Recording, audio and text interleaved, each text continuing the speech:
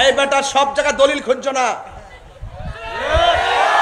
সব জায়গা দলিল তালাশ করো না।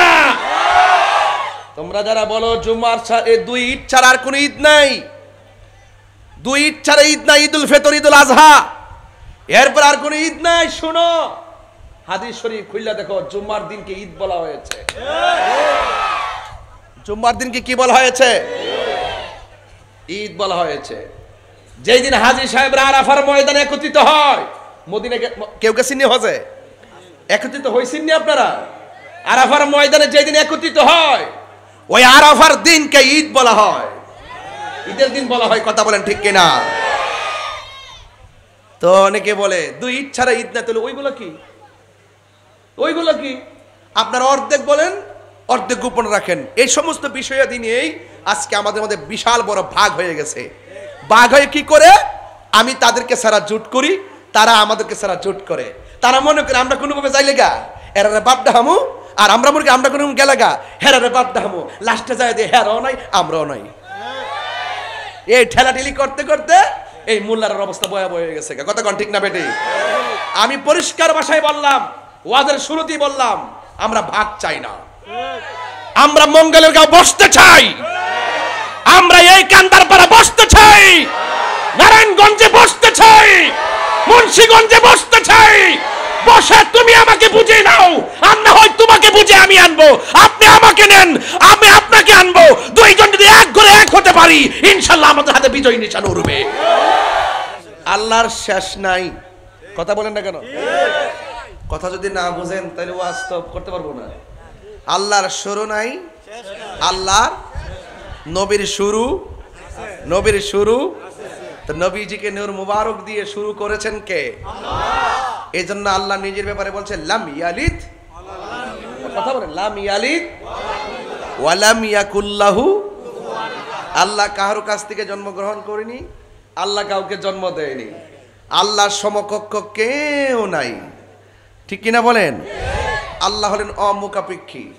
আমার নবী মা আমেনার মাধ্যম হয়ে আমার নবী দুনিয়াতে শুভ আগমন করেছেন। সুবহানাল্লাহ বলেন না কেন? এই জন্য নবীর শুরু, নবীর শুরু।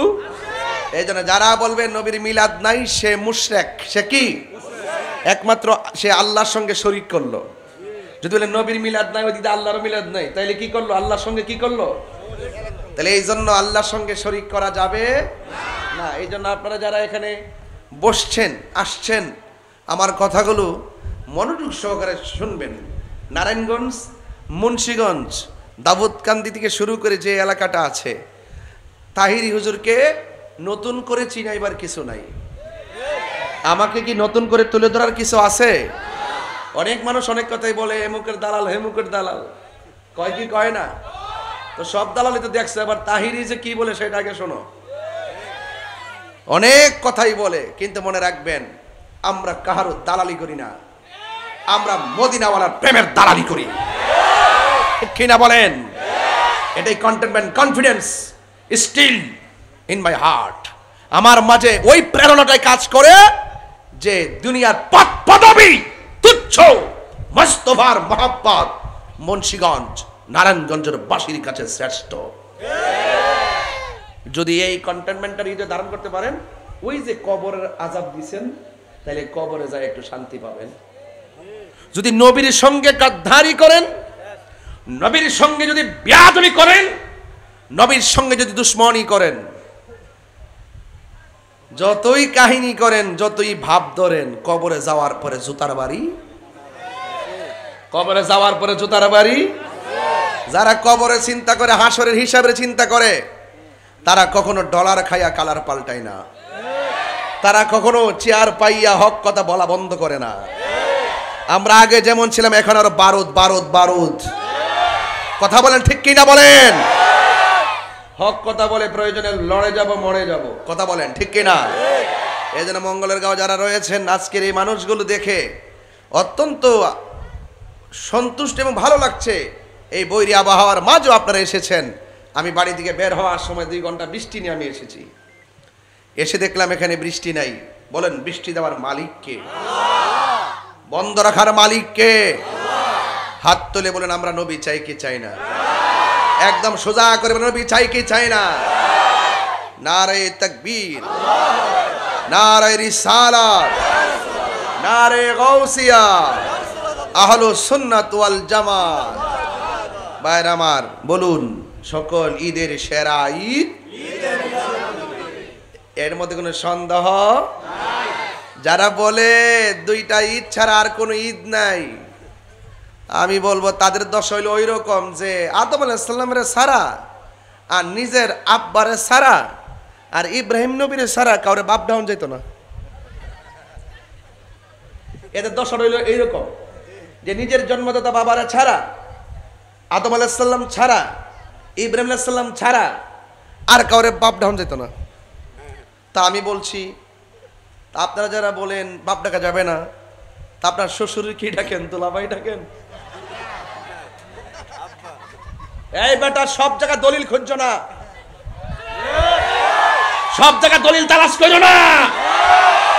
তোমরা যারা বলো জুমার দুই ঈদ ছাড়া আর কোন ঈদ নাই, দুই ঈদ ছাড়া ঈদ নাই, ঈদুল ফিতর, ঈদুল আজহা, এরপর আর কোন ঈদ নাই। শোনো, হাদিস শরীফ খুললা দেখো, জুম্মার দিনকে ঈদ বলা হয়েছে। জুম্মার দিনকে কি বলা হয়েছে? ঈদ বলা হয়েছে। যেই দিন হাজী সাহেবরা আরাফার ময়দানে একত্রিত হয়, মদিনা কেউ গেছেননি হজে? একত্রিত হয়েছেননি আপনারা?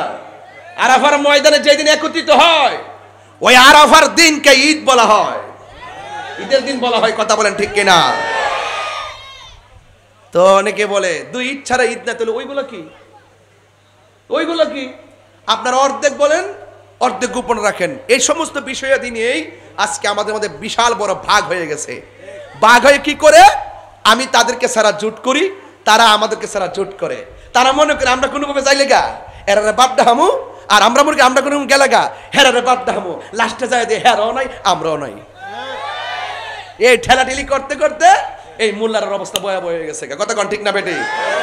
আমি পরিষ্কার ভাষায় বললাম, ওয়াজের শুরুতেই বললাম, আমরা ভাগ চাই না, আমরা মঙ্গলের গাঁও বসতে চাই, আমরা এই কান্দারপাড়া বসতে চাই, নারায়ণগঞ্জে বসতে চাই, মুন্সিগঞ্জে বসতে চাই। বসে তুমি আমাকে বুঝে নাও, আর না হয় তোমাকে বুঝে আমি আনবো। আপনি আমাকে নেন, আমি আপনাকে আনবো। দুইজন যদি এক করে এক হতে পারি, ইনশাল্লাহ আমাদের হাতে বিজয় নিশান উঠবে।